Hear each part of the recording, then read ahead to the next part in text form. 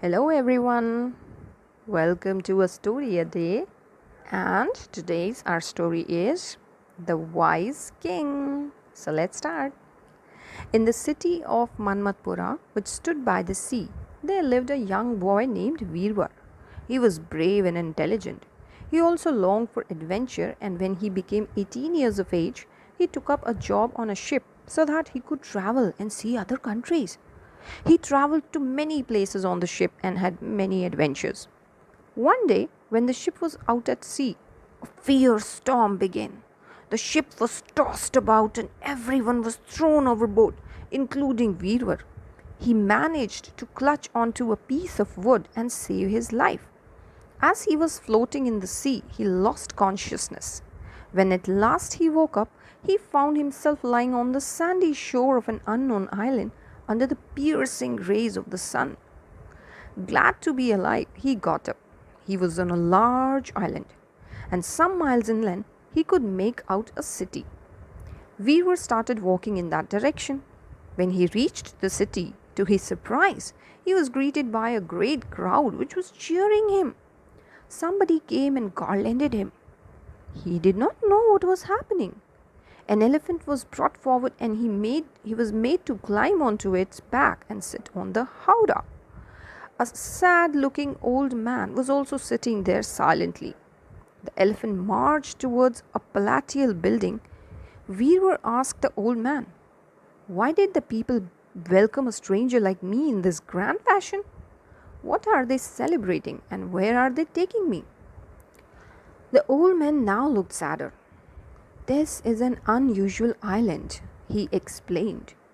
"The people here are very intelligent, but they have some funny rules. They are prosperous, but they don't have a king. They feel if they choose a king from someone within themselves, he will be partial. So they wait for an unknown person to come to this island. When someone like you, a shipwrecked traveler, gets washed up at the shore, they make him their king. They are taking us to the palace. You are our new king now." "What happens to the previous king? And who are you?" we were asked. "I was the king till you came along. The old king is given a day to teach the new one the ropes. Then he is sent off to the next deserted island where he has to look after himself. That's the rule." Saying this, the old man pointed to an island. Veervar could see it was covered with dense forest. Now he knew why the old man was sad. Veervar was crowned king with great pomp. He quickly learned his new job and became a good and fair king. But deep inside, a little part of him remained unhappy.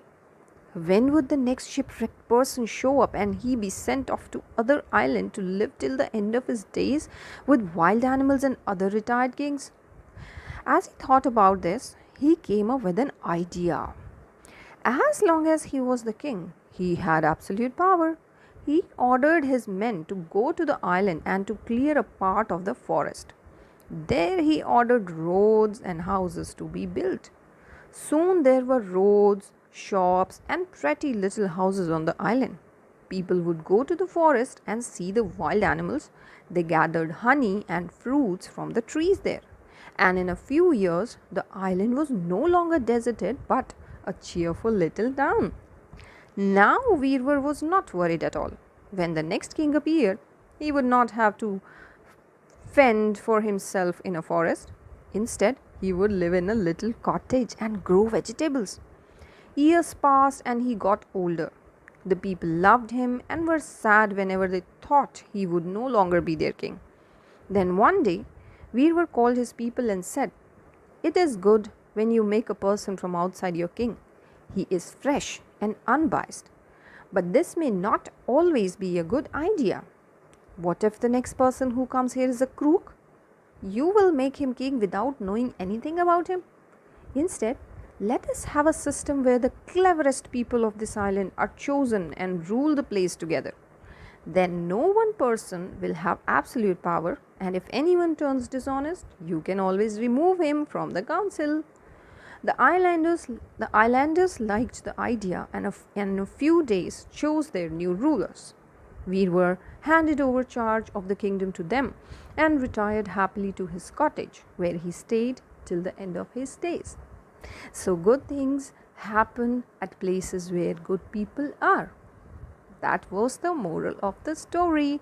I hope you liked it. We'll meet again in another story. Take care. Bye bye.